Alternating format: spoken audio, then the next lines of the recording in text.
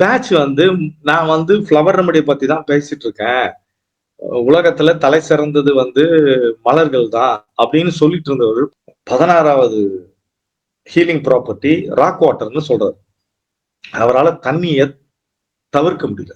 ஏன்னா உயிரினங்களுக்கெல்லாம் காரணமாக நிலத்து அதாவது தாவரங்களுக்கு காரணமாக இருக்கக்கூடிய அந்த தண்ணி தவிர்க்க முடியாதுன்னு சொல்லிட்டு தன்னுடைய பேட்டர்னே தான் பிரேக் பண்றது. அது வரைக்கும் என்ன சொல்றாருன்னா ஹீலிங் ப்ராப்பர்ட்டி தான் வந்து மனித குலத்துக்கு இந்த மலர்கள் தான் சரி பண்ணும் சொன்னாரு. அவரே முதல்ல பிரேக் பண்றாரு. எந்தெந்த சிஸ்டத்தை சொன்னாரோ எதெல்லாம் அவர் வந்து பிரகடனப்படுத்தினா அதெல்லாம் அவரே பிரேக் பண்றாரு. ஒவ்வொன்னா பிரேக் பண்றாரு. தண்ணி உள்ள ஊடுருவி விடுது.